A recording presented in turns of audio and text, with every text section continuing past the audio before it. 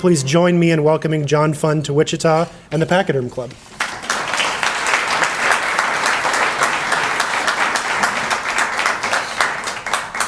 I grew up being told there were several things that you heard that were never true, but people still persisted in telling you.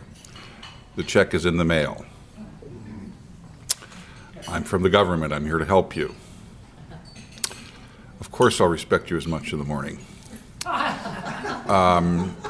And there's another one that isn't mentioned as much in the media because it concerns the media. I'm from the media. That's the way it is. That's not true. The Washington, D.C. media, of which I'm a part, I confess, I like to think I'm separate from it, but I'm sure some bad habits have accrued to me. It was once, how many people know the name Anthony Scaramucci? For 11 days, he was Donald Trump's communications director. And they had a famous phone call with a reporter, which he declined to say it was off the record when he began the conversation. It was late at night and it was rather profane. And he had two words for the reporter who had leaked something regarding Scaramucci, and the two words were not happy birthday. So that cost him his job. I actually liked Anthony Scaramucci. I live in New York, actually, not Washington, so I was a friend of his. As much as a media person can be a friend of a Wall Street wolf. And he was kind of charming. I liked him. He got to Washington in his first press conference. He was great. He said, "This is an awful place. It's full of backstabbers." He says, "We're going to do things differently in this White House. I'm a front stabber." But before he got fired, I met with him, and he asked me, well, what's the media like in Washington? Well, it certainly wasn't my job to give him advice, but I did want to give him an anecdote which I thought described how the media worked in Washington. Washington is a place where the real business is conducted at dinners and cocktail parties. So journalists will congregate at cocktail parties all over Washington. Officials from the government, bureaucrats, senators, congressmen, people from the White House will show up. They'll all talk. And of course, many of them have a point of view and have something to say or leak. We like the leaks. Obviously, some leaks are worse than others. If they're national security, there's a real problem. So the leaking goes on, and the journalists take copious notes, either mentally or they go to the bathroom a lot and write it in the stalls, or they turn on those little tape recorders that people don't realize are built into your smartphone. Most of you probably haven't found that app. Very useful. And they collect all these rumors. Sometimes they don't check them out, and then they print or broadcast them, whether they're true or not, but it sounds good. And the same officials, who of course fed them some leaks and rumors, will read their other leaks and rumors that they gathered at these cocktail parties and conclude, wow, that's really interesting. And then they'll read the rumors and the leaks that they circulated at the cocktail party. They won't remember who they talked to, and they'll be astounded that their thinking is in sync with the rest of the thinking in the town. In other words, how brilliant they are, because the rest of the town is thinking the same thing, but of course they're the original source of this rumor. Do you see where we're going? This is circular. In fact, the relationship, the symbiotic relationship between the Washington politicians and the Washington media is the only known system for the recirculation of garbage known to man. It just keeps going in a circular flow. Rumor, innuendo, attack, a lot more attacks than there used to be when I started, and leaks. How do you sort it all out? With great difficulty. My best advice to you to be an informed consumer of news is deal with a variety of sources and figure out what makes sense to you. If you wanted recommendations, I would give you Real Clear Politics is a good one that brings in opinion pieces from all across the spectrum. Lucian.com, which is run by Lucian Goldberg. Jonah Goldberg's mother. And Jonah is, of course, one of my colleagues at National Review, so I admit that bias up front. Now, what I'm going to share with you today is just one story that I think has been misreported. And it's a story that's probably familiar to you because part of it involves one of your elected officials in this state. I am not here to get involved in your race for governor. I remain studiously neutral. I normally don't vote for president because I tend to cover people in the White House, and I don't want to have that extra sort of thumb on the scale that I have actually voted for the person. I do vote for everything else. And I also do not endorse candidates for office because, as Ronald Reagan once said, politicians properly observed will often disappoint. Ideas properly understood seldom will, which is why I like to focus on ideas and policy. But there is an elected official in your state who I think has been very much maligned on one particular issue. That would be your Secretary of State, Chris Kobach, who's running for governor. I'm not taking a stand on that. But in his job as Secretary of State, he's been accused as being the leading vote suppressor in America. With racist and misogynistic intent, he's trying to purge people from the voter rolls, hunt down little old ladies who accidentally voted in 2 states, and otherwise try to make it much more difficult to vote. First thing we need to know about this story is this. There are 2 civil rights when it comes to voting. 2. There's the right to vote, and we fought a long struggle in the 1960s, the decade after Brown versus Board of Education, which of course was from Kansas. And we fought a long struggle to preserve the right to vote, to extend the right to vote, and to get rid of things like poll taxes, literacy tests, and other impediments to voting. We need to preserve and extend those gains. We need to make sure that no one is ever blocked from voting. No one is thrown off the voter rolls who shouldn't be. But there is a second civil right, which the media and the liberals don't tell you about. The second civil right is this.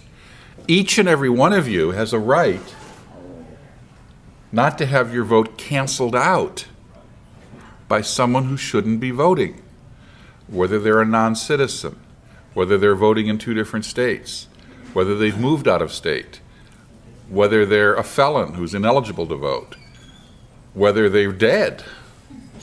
I mean, look, I wish the dead well, depending on where they're going. But I do not believe in representation without respiration.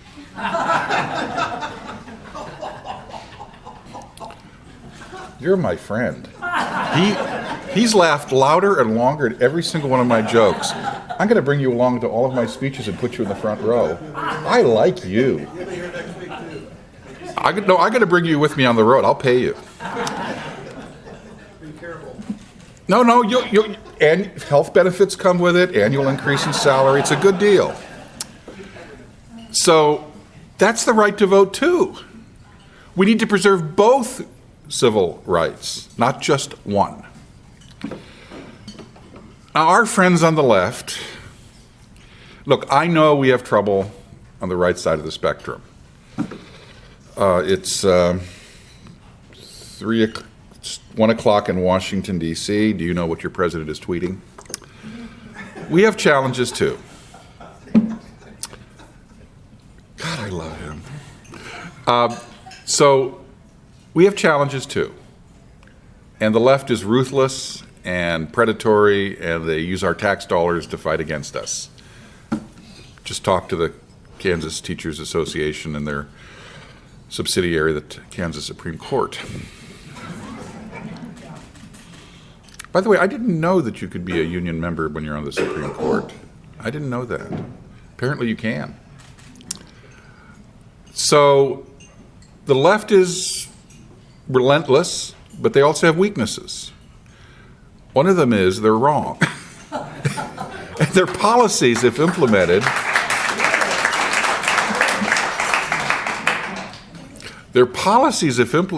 do not make people better off, more wise, more likely to follow traditional family values that have stood the test of thousands of years of tradition, more prosperous, or anything else, or more educated. The other problem they have is that people have caught on to them. This political correctness, I think, was one of the subterranean hidden issues in the 2016 election. I mentioned two incidents which are my favorites last night. Kansas has personalized license plates. Does anyone here have a personalized license plate? Well, just imagine if this happened to you. Fellow named Dr. David Graber, German-Austrian descent, has had a license plate with his last name on it on his car for 27 years. This is a state up north. And then one day, I think my old friend Rush Limbaugh, gosh, I'm from Sacramento, California. I knew Rush when he was in Sacramento. Was privileged to collaborate with him on his books, by the way. My old friend Rush Limbaugh called them FEMA something or other. I don't remember what the term was. I don't remember that term. But that's what he called them. So one of those was behind him in a red light. And it was a trigger alarm. She went and complained to the DMV. Grab her. He's advocating domestic assault and violence. Yes. It says grab her. So they called the guy in and said, I'm sorry, you got a complaint against you. Your license plate is, quote, socially unacceptable, unquote. And he said, well, that's okay, I get that, I can live with that, bye. So they asked him to turn his license plate in, and he refused. So a few weeks later, an agent showed up at his doorstep and said, I'm taking a tool, and I'm removing your license plate and taking it away, and by the way, you can't drive your car until you get new license plates. Have a nice day. I'm from the government, I'm here to mug you. He's fighting it in court. He may win. Then there's a second person, same state, who is a Star Trek fan. And in the Star Trek, they have the Borg, which is this alien life force that engulfs people, brainwashes them, absorbs them into a collective. Sounds like the federal government. And one of the things the Borg does is they say, we will assimilate you, bring you into us. So this guy, Star Trek fan, has ASMISL 8, numeral 8, assimilate. Well, a Native American, I'm being politically correct here, activist, who by the way was not Native American, do you notice how many of these people who speak for these groups actually aren't part of them? Yeah. They're just the self-anointed and the self-appointed. He saw the license plate and he filed a complaint saying, assimilation is a bad thing. It was the centerpiece of the genocide of the Native American people. Well, I thought assimilation is what we used to do to immigrants in this country, which is why we were such a great nation for immigrants, until we basically stopped assimilating them and basically not having them take a real citizenship test, having them not really understand our principles and our values, and that's one of the biggest problems. And I'm a big supporter of immigration. I'm also a big supporter of assimilation, but now that's cultural genocide. So they took his license plate away. He's fighting that in court too. This is madness. I mean, you can't make this stuff up. You don't know if to laugh or cry or both at the same time. So I think political correctness had a lot to do with the 2016 election. So the left is in trouble. After all, Barack Obama, a unique figure, I mean, silver-tongued, the media swooned, first African-American president, boosted the minority turnout enormously, but without him on the ballot, it fell dramatically. Just look at what happened to Hillary, who, by the way, whose new book is mistitled. I'm told that the first draft came in and it was What Didn't Happen. And it was originally going to be in the fiction category of the publisher's catalog. So the left is in trouble. They don't really have a majority. Now, to be fair, Hillary Clinton did get more votes than Donald Trump. But if you take away Manhattan and California, she didn't. So they're very worried about those states with electoral college votes in the middle. And what are they going to do? Well, if you can't win a majority at the ballot box, you're going to create a new majority. And I use the words create a new majority advisedly. Let's have a bunch of people vote who shouldn't be voting, or maybe don't even exist. Now, unfortunately, many of our leading foundations are behind this. The Washington Free Beacon just came out with a piece this morning. It turns out the leading Trump resistance organization, anti-Trump resistance organization, is called the Center for Community Change. And our friends at the IRS, you know, our friends that managed to gum up the works for all the Tea Party groups in 2012,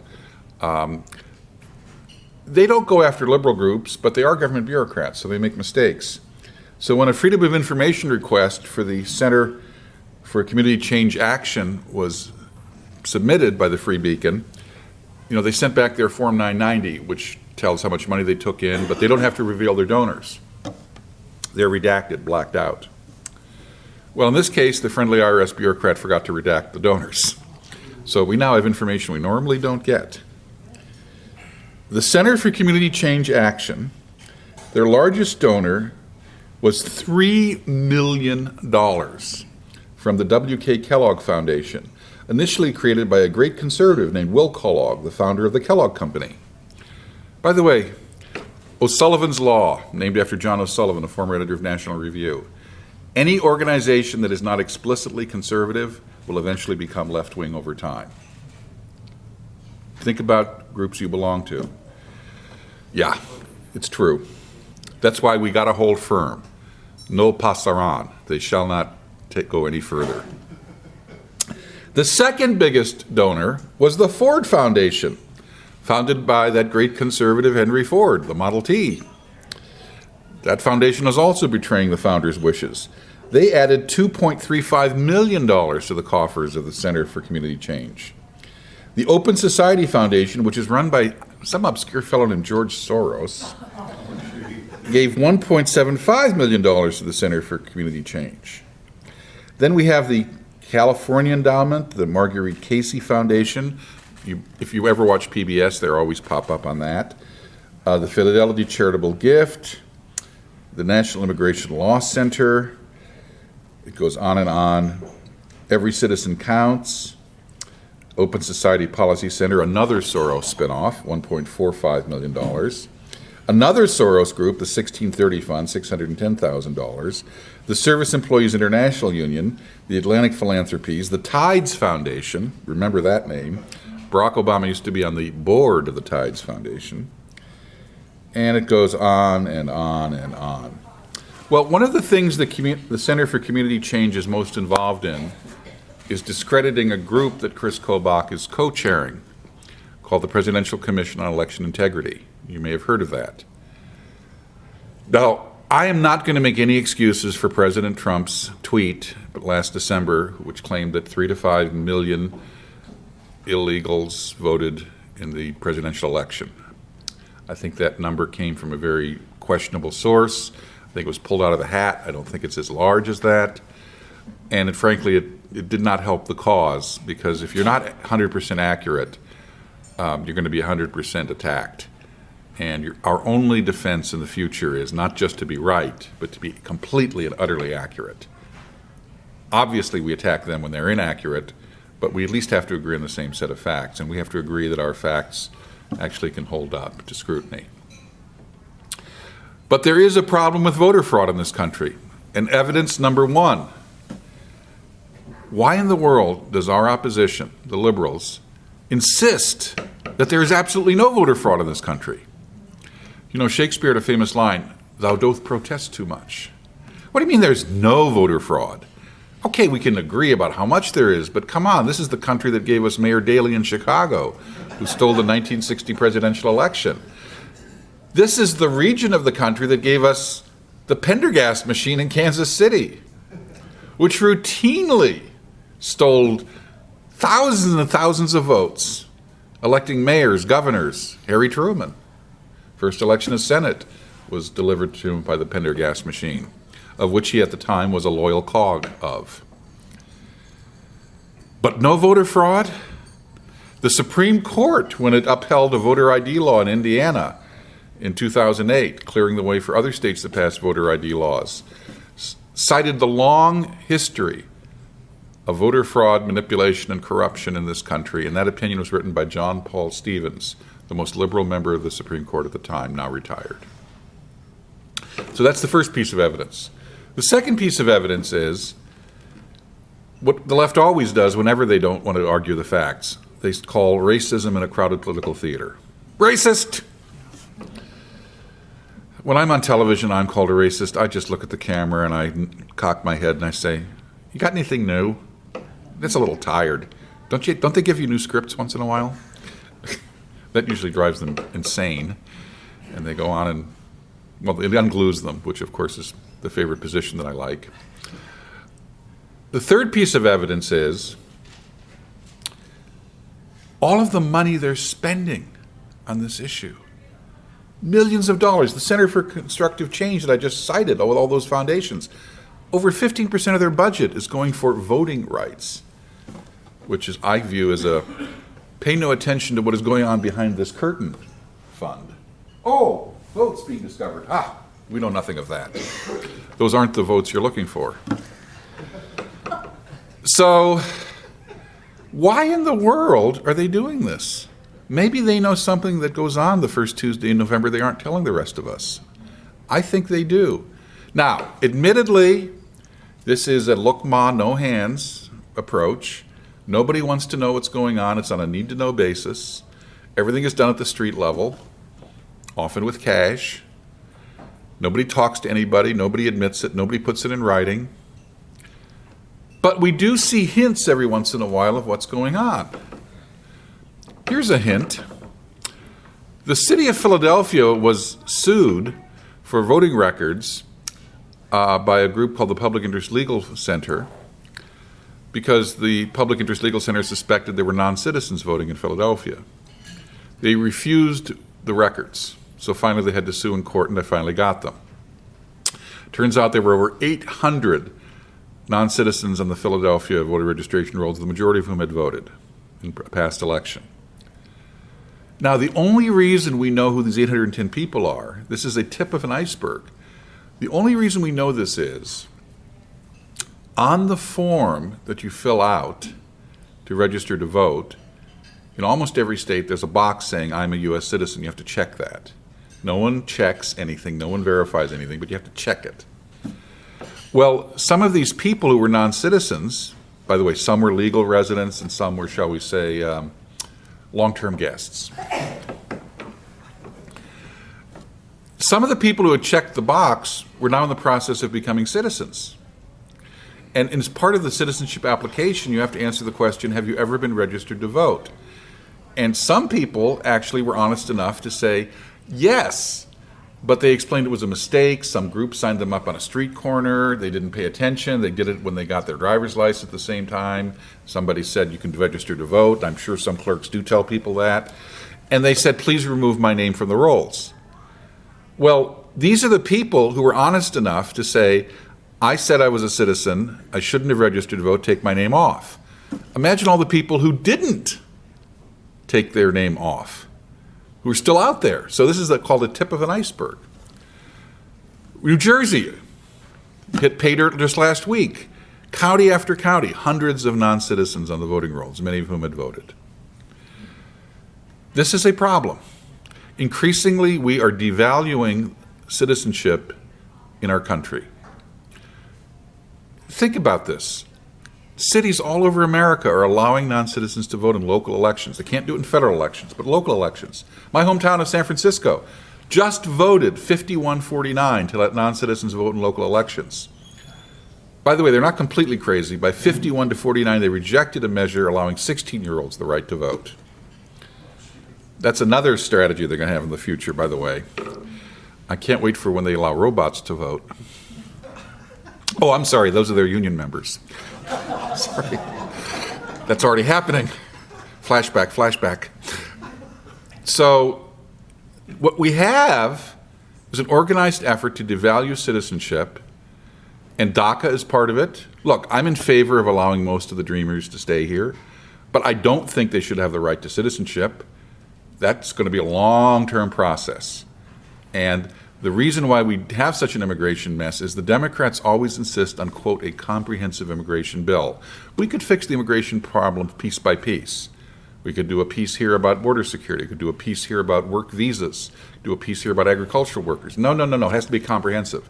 Why does it have to be comprehensive? Because they put citizenship at the center of what they want in immigration reform. And citizenship leads to voting, which means vote harvesting. Other examples. New Hampshire. This is painful. Very close Senate race last year. Kelly Ayotte, the Republican incumbent senator, versus the incumbent governor of New Hampshire, Maggie Hassan, a Democrat. It came down to less than 1,000 votes. Kelly Ayotte lost, gave up her seat. Republicans went from 53 senators to 52. If Kelly Ayotte were still in the Senate today, Obamacare would have been partially repealed. Other things would have happened. John McCain would not be the Anthony Kennedy of the Senate, deciding with his whim what should go or not go. Well, just 2 weeks ago, we learned that New Hampshire is one of those states that has same-day registration and voting. That means you can walk into a polling place in New Hampshire on Election Day and say, I'd like to register to vote, and then turn around and vote immediately. Now, recently they put in a voter ID requirement. So now you have to actually show something. Before you didn't. So it turns out that 6,000 people showed up and presented an out-of-state driver's license or identification to vote. Well, they obviously have to give an address in New Hampshire, and they have to do that to register and then vote. So letters went out to these people. A ton of them came back undeliverable, no such address. And of the 6,000, you presume that if someone is presenting a driver's license, that means they now live in New Hampshire. Well, only about 600 of those 6,000 had gotten a driver's license in New Hampshire, even though the law says you have to have one within 60 days. Well, this is long past 60 days from the election. In addition, you have to register your car in New Hampshire. Only a few hundred had done that. So 5,400 people. Now, some of them may be college students. That's a separate issue and problem as to where you're actually voting and what your domicile is. But 5,400 people showed up for that Senate race, voted in it, and they may not be residents of New Hampshire. They may be from Vermont or Maine or Massachusetts or somewhere else, but they're probably not from New Hampshire. But the election is over, and Obamacare is still with us. Now, here's the ultimate scare story. In 2009, when Obamacare passed, the Democrats decided on a strategy of no Republican votes are needed. We will pass it with 60 votes to break a filibuster and send it to Obama's desk. They did that on Christmas Eve at 3 in the morning, remember? The 60th vote was from Al Franken of Minnesota. And his Senate race that previous November had been so close, it was tied up in courts, the seat was vacant for 6 months. It was so close. Finally, he was declared the winner by 317 votes. Now, you've probably heard stories about absentee ballots found in trunks. You've probably heard stories about people crossing over. Minnesota, by the way, has same-day registrations, people crossing over from other states and voting. It's hard to pin that down, but what we can pin down, this was only pinned down after he was sworn in and after he'd voted for Obamacare and passed it, 1,251 felons voted illegally in that election. 1,251. Now, we don't know how those felons voted, but there are academic studies, including one from Oberlin College, which show that, let's just say, a clear majority of felons, a supermajority, vote for a certain political party. Just leave it at that. The Fox News affiliate in Minneapolis went door to door to a lot of these felons and asked them how they voted. 9 out of 10 said Al Franken. So you do the math. 1,251 minus 1,225 gets you about 1,126. 1,126 potential Al Franken voters that were illegitimate. Can't prove that, but here's the thing. Now, it's very difficult to prosecute voter fraud because you have to prove intent. You have to prove, oh, I forgot that I voted in 2 states. You have to prove that wrong. I have property in Missouri. I thought I could vote in both places, whatever. Well,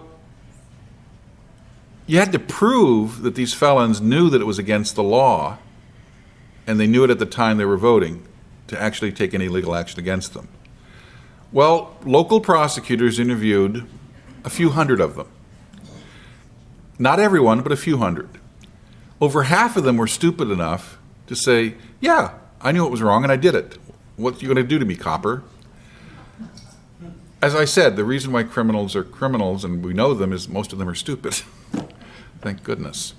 251 people have been convicted of voter fraud in that election in Minnesota. 251, almost as many as the 317 vote margin that Franken won by. And that's with a very, very tight restriction on who you can prosecute and how you can get a guilty verdict. So Al Franken's election was illegitimate. So think about this. The left really is playing for big stakes here. Their campaign against voter integrity and voter ID laws and other such laws really is important. All of you now have Obamacare passed because of a fraudulent election. All of you now just witnessed Obamacare not being repealed, probably because of an illegitimate election.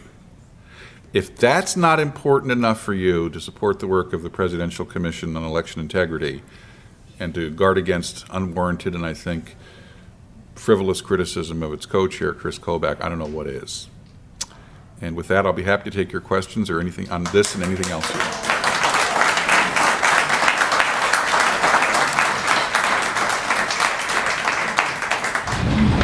Sir, what do you know about Bernie Sanders? Apparently he's pulling some shenanigans in California. He's trying to get them named as the first primary state. Obviously he would do very well there. Is that not a good thing for us Republicans to have him basically splitting that Democratic Party, making the eventual winner spend millions and millions to beat him out to be the primary winner? I don't think changing your primary date is a shenanigan.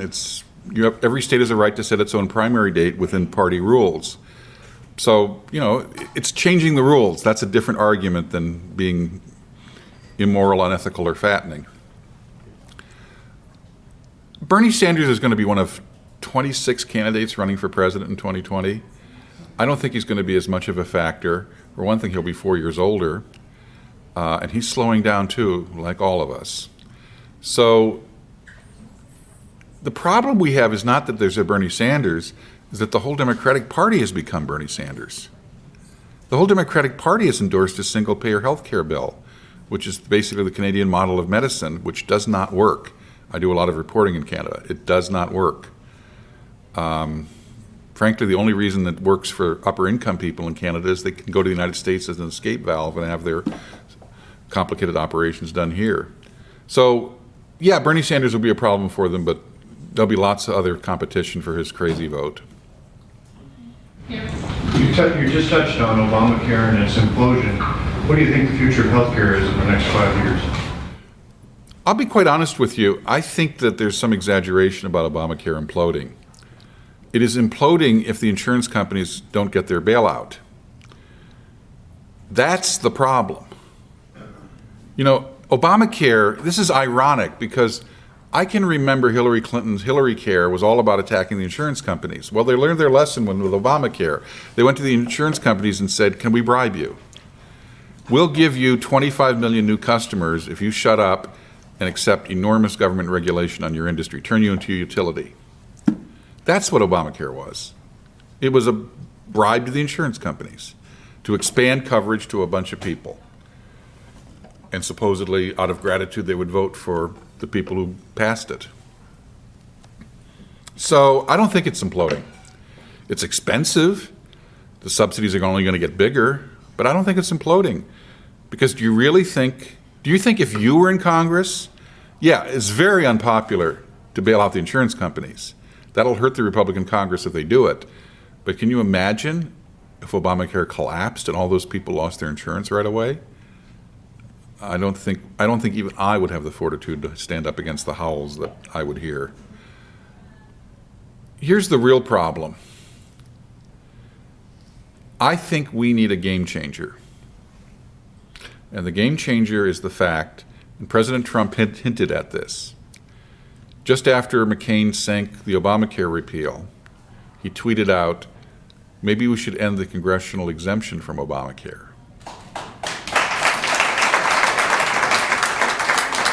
Now, I will guarantee you that if you write to Senator Moran or Senator Roberts or any of your 4 congressmen, you will get back some very well-worded friendly gobbledygook about how there is no congressional exemption from Obamacare. And it will be well-written, it will be footnoted, and it will be completely misleading. Here's what they did. They felt the heat from people who opposed Obamacare when it was before Congress in 2009. They felt the heat. It was very unpopular. So they threw a bone. We'll have Congress and its staff covered by Obamacare. You bet they won't. What they did is this. They went to President Obama after it passed, by the way, leaders of both parties, and said, well, we didn't really mean that. And by the way, you do still want us to keep funding Obamacare, don't you? Well, we just need a small little teensy-weensy favor from you, President Obama. Go to your Office of Personnel Management and have them fix this irritable little thing that Congress has covered by Obamacare. So the Office of Personnel Management wrote an opinion. We still don't know who wrote it. We still don't know who legally cleared it, declaring that Congress could call itself a small business on the D.C. Healthcare Exchange, and therefore would not be subject to the individual policy mandates that are at the heart of Obamacare. They'd be a small business, exempt from much of the regulation. They could go on pretty much as they are. Well, Congress has 17,000 employees. The D.C. Exchange limit for small business is 49 employees. Now, we've done Freedom of Information Act requests for these documents, and somebody in Senate and the House signed off on them. We know Obama did, but all the names are redacted, blacked out. So now Senator Johnson from Wisconsin is trying to haul the Office of Personnel Management in front of his committee. They're refusing to give up the information. He's threatening to subpoena them. Obviously, President Trump would be accused of spite by punishing Congress for not passing an repeal of Obamacare. Well, I say lots of things that are right and moral and true are done for spite. That doesn't mean they're not right and moral and true. All President Trump would have to do is call up the Office of Personnel Management, his appointee is there, and say, rescind that exemption. It was illegal, blatantly illegal. You know, the sun is not the moon. Darkness is not light. Congress is not a small business. It's that simple. If they want to have the exemption, they can have it. They just got to actually vote on it on the floor of Congress and pass it. But they don't have the guts to do that. So my advice to you is you should all contact your congressmen and your senators and say, get rid of the congressional exemption for Obamacare, and this time do not send me a form letter back. I want a real answer, no form letter. And by the way, you can find the form letter that most congressmen send out on this, and the paragraphs are cut and paste, cut and paste, cut and paste, and simply include a copy of that and say, don't send me this, send me a real answer. You probably, for the first time, you probably won't hear from them, but that's a separate issue. Keep up the pressure. President Trump may wake up some morning. I hear he's impulsive. I hear there's a rumor out there he's impulsive. And he just might make that phone call. You never know. And you would get action from Congress faster than water running down a hill. What do you think would be a best case and maybe a most realistic case progress through Betsy DeVos's Department of Education in 4 years or in 8 years? Progress for Betsy DeVos's Education Department. I like Betsy DeVos. I know Betsy DeVos. I think Betsy DeVos is doing a great job as Education Secretary. But luckily, the Department of Education, it can get out of the way in things like the ridiculous sexual harassment and sexual assault regulations that Obama passed on colleges and universities. It can do that. It can get out of the way of private universities and online universities, which are trying to provide some competition on the college and high school level with the traditional schools. But 92% of the education funding in this country comes from the states and localities, which is why you're having this big fight with your Supreme Court. That's where the money is. So I think she can set the tone. I think she can cheerlead for groups that are trying to reform the system. I think she can put more pressure on hypocritical politicians. Here's what I'd really like her to do. About 45% of members of Congress with children send their kids to private school. The national average is about 10 or 11. What do they know the rest of us should know? What do they know? In inner cities, some of this data is a little old because they stopped collecting it, but in inner cities, Milwaukee, St. Louis, Detroit, over 45% of public school teachers would send their kids to private school. What do they know that we don't know? Those kind of stories you don't see in the paper. If I checked the Wichita Eagles archives, I suspect I wouldn't find such stories.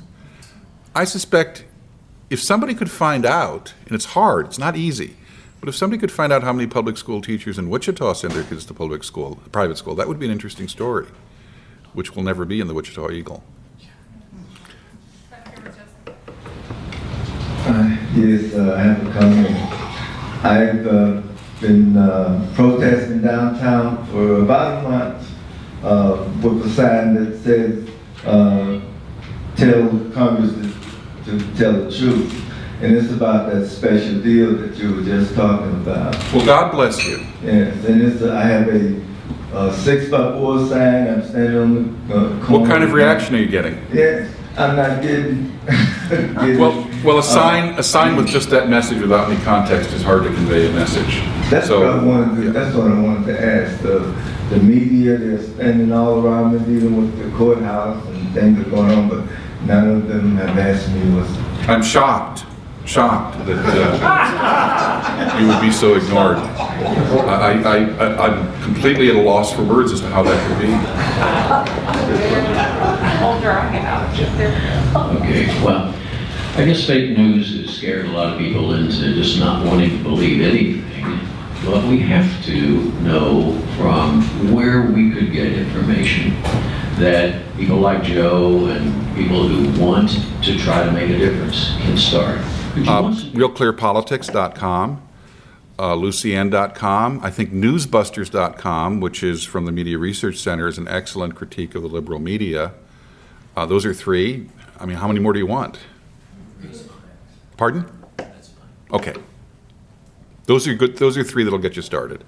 Oh, ZeroHedge.com, which is another compilation. The websites I'm giving you are mostly compilations of stories from other sources combined with commentary from that website. And it's a very quick, efficient way of getting the news without having to plow through hundreds and hundreds. Let other people do your work for you. Two other sites that just came to mind. Instapundit.com is excellent, A+. I heard a fan out there. Legalinsurrection.com is another good one, especially on legal issues. So I think that's 6 sites, and that'll keep you busy for one morning. How about powerline.com, Federalist, or higher.com? Those are all fine. I confess that I'm giving you the ones I look at. I don't look at those as frequently, but if you say they're good, I trust you, and we'll repeat that endorsement. You talked about what impact the flyover countries have on the election, running the election. Well, look at the map. between the West Coast and the East Coast, a whole bunch of red.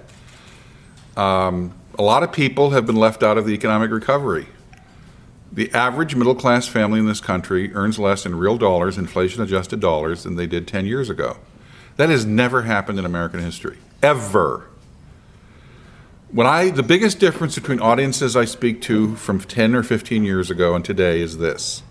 I used to ask people, how many believe that your children and grandchildren would lead a more prosperous life than you did? And I'd get 70 to 80% agreement. I ask it today. Percentages are reversed. I get 20 to 30% agreement. That is an indictment of the American dream. It's fulfillment. I think it's because of all of the changes that we've seen and all know, and the regulatory and the activist efforts to try to subvert our free market economy, and frankly to undermine our children's knowledge of history and civics. Ronald Reagan's only warning, he only gave one warning in his farewell address in 1989. It was that we're losing our sense of history. We cannot transmit freedom through the bloodstream. We cannot transmit it through osmosis. We can only transmit it to the next generation through hard work and education. And our public schools, even in Kansas, which is better than most, even in Kansas, that battle has been lost because I think the left has consciously tried to replace history and civics with diversity and climate change in the school curriculum. I cannot tell you when I go to high school, I always ask, what are you learning? And I hear over and over again, it's the new religion of diversity and the new religion of climate change. And the old principles of the Founding Fathers and the principles of our economy are completely ignored or rubbished. And that is part of the reason why we're losing. They are wrong, but they are silencing us. We have to stop that, and that's why so many of the people in this room are so important, because you, by showing up here, are proving you won't be silenced. And last year's election, in part, proved that if you speak up and you don't follow the advice of the left, which is sit down and shut up, which is what they said to flyover country all those many years, you don't count, well, we can win. And by the way, we outnumber them, except in the message delivery business. Think about the places where you get your messages about innovation, entertainment, media, political pronouncements. Well, what are the four cities? Correct me if I'm wrong. They're Manhattan, part of New York City, Washington, D.C., Hollywood, part of Los Angeles, and San Francisco, where I'm from. Do you know what all those four places have in common? This is a great line for you to use on your friends. All of them gave Donald Trump only 9% of the vote. Single digits, 9%. The flyover country rose up against them last November. You got to keep rising up. If you don't, they're just going to smother you. Thank you. Let's give him a big thank you.